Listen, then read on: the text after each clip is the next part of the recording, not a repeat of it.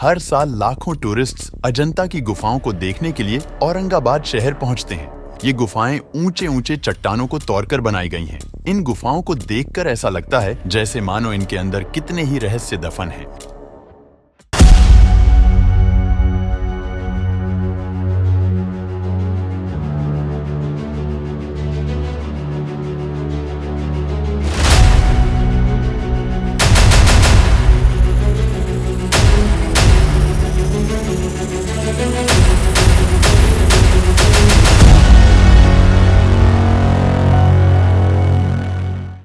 विश्व प्रसिद्ध अजंता की गुफाएं मानवीय इतिहास में शिल्पकला और चित्रकला के सबसे शानदार उदाहरण हैं।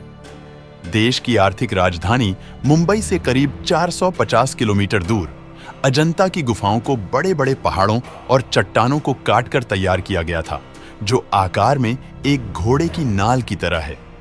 सह्याद्री पर्वतमाला में बनी ये गुफाएं औरंगाबाद के पास वघोरा नदी के पास स्थित हैं। यहीं से कुछ दूरी पर अजंठा नाम का एक गांव बसा है और इसी के आधार पर अजंता की गुफाओं का नामकरण किया गया है। इसमें कुल 29 गुफाएं हैं। यहाँ की दीवारों और छतों पर भगवान बुद्ध से संबंधित विभिन्न घटनाओं को बखूबी दिखाया गया है। यहाँ 2 तरह की गुफाएं हैं, विहार और चैत्य गृह। विहार की संख्या 25 है तो चैत्य गृहों की संख्या 4 है। एक और विहार का इस्तेमाल बौद्ध रहने के लिए करते थे, तो चैत्य गृह का इस्तेमाल ध्यान स्थल के रूप में किया जाता था। इन गुफाओं के अंत में स्तूप बने हैं जो भगवान बुद्ध का प्रतीक है। जंगली जानवरों और स्थानीय भील समुदायों को छोड़कर अजंता की गुफाएं हजारों वर्षों तक अज्ञात रहीं। इन गुफाओं की खोज 1819 में मद्रास रेजिमेंट के एक युवा सैन्य अधिकारी जॉन स्मिथ ने की थी। फिर 1983 में इसे यूनेस्को द्वारा विश्व विरासत स्थल की सूची में शामिल किया गया। कहा जाता है कि जॉन स्मिथ शिकार की तलाश में निकले थे, तभी उन्हें वघोरा नदी के सामने एक गुफा के मुहाने को देखा, जो इंसानों द्वारा बनाया हुआ लग रहा था। इसके बाद वह अपनी टीम के साथ गुफा में गए।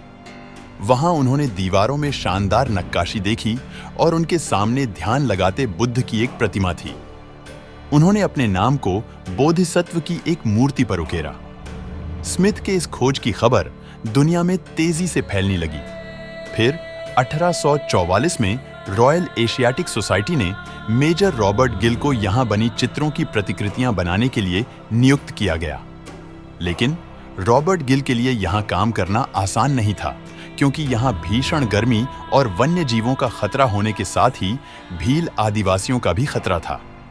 भील आदिवासी काफी उग्र थे और उन पर न तो कभी किसी भारतीय शासक ने हमला करने की हिम्मत दिखाई और न ही आधुनिक हथियारों से लैस अंग्रेजी सेना ने। रस्सियों और सीढ़ियों की मदद से रॉबर्ट गिल गुफा के अंदर गए और वहां शानदार वास्तुकला और मूर्तिकला को देखकर हैरान रह गए। यहां बुद्ध की हजारों छवियां थीं, जो आज दुनिया में करोड़ों लोगों को एक सोच के लिए प्रेरित कर रहे हैं। यहाँ बुद्ध की छवियों के अलावा कई जानवरों, आभूषणों, पहनावों को भी दर्शाया गया था। इनमें ग्रीक कलाओं की तरह समानताएं नजर आ रही थी, जिसे महज संयोग नहीं कहा जा सकता है। यह इस बात की ओर इशारा करता है कि भारतीय यूनानी संस्कृति का विस्तार करीब 400 ईसा पूर्व सिकंदर महान के दौरान हो गया था। फिर हेलेनिस्टिक काल में यह अफगानिस्तान और भारत के व्यापारिक मार्गों के अलावा चीन और जापान तक तेजी से फैला। रॉबर्ट गिल ने अपने 27 कैनवास को दक्षिण लंदन के क्रिस्टल पैलेस में प्रदर्शित किया, लेकिन 1866 में 23 कैनवास आग में जलकर राख हो गए। इसी बीच 1848 में रॉयल एशियाटिक सोसाइटी द्वारा गठित रॉयल केव टेम्पल कमीशन ने 1861 में भारतीय पुरातत्व सर्वेक्षण की नींव रखी। अब तक अजंता की गुफाओं को लेकर चिंताएं काफी बढ़ चुकी थीं और कुछ निडर विशेषज्ञ इस मुहिम में शामिल हो गए। कई चित्रें दीवार टूटने से बर्बाद हो गए थे, तो कुछ को उन्होंने बचा लिया था।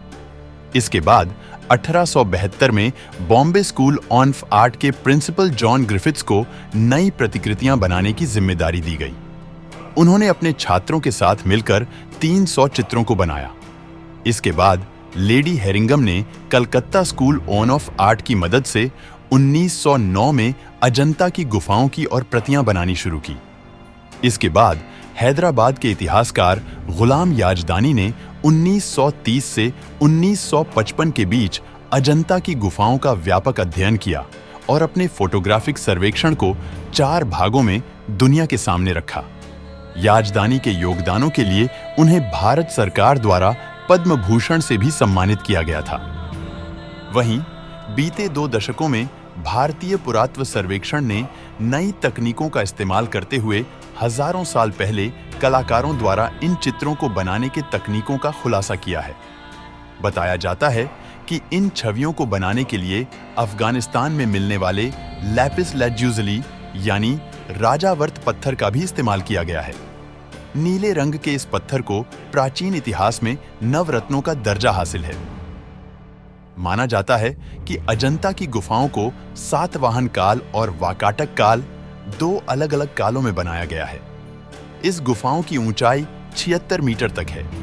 ये गुफाएं जातक कथाओं के जरिए भगवान बुद्ध के जीवन को दर्शाती है। इन गुफाओं को प्रमुख वाकाटक राजा हरिसेन के संरक्षण में बौद्ध भिक्षुओं द्वारा ही बनाया गया था। इतना ही नहीं, यहाँ चंद्रगुप्त द्वितीय के शासनकाल के दौरान भारत आए चीनी बौद्ध यात्री फाहियान और सम्राट हर्षवर्धन के दौर में आए ह्वेन-त्सांग की जानकारी भी पाई जाती है। अजंता की गुफाओं में एक भाग में बौद्ध धर्म के हीनयान की झलक देखने के लिए मिलती है, तो दूसरे में महायान संप्रदाय की। ज्यादातर गुफाओं में ध्यान लगाने के लिए कमरों के आकार अलग-अलग हैं, जिससे साफ है कि ये कमरे को महत्व के आधार पर बनाए गए होंगे। यहाँ छवियों को बनाने के लिए फ्रेस्को और टेम्पेरा दोनों विधियों का इस्तेमाल किया गया है।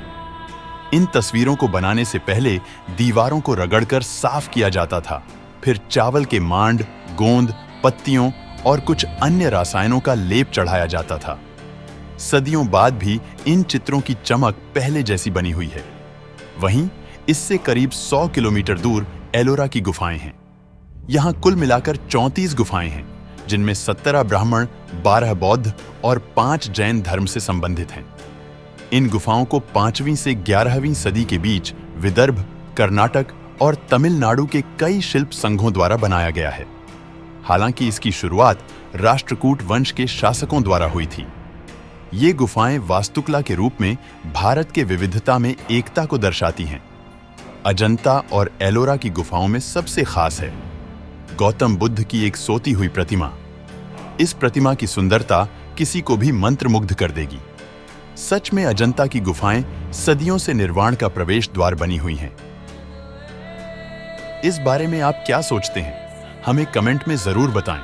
आपको वीडियो पसंद आए तो लाइक और शेयर कीजिए और ऐसी ही अनसुनी, अनदेखी और अनकही कहानियों के लिए सब्सक्राइब कीजिए। रहस्य द सीक्रेट ऑफ इंडिया।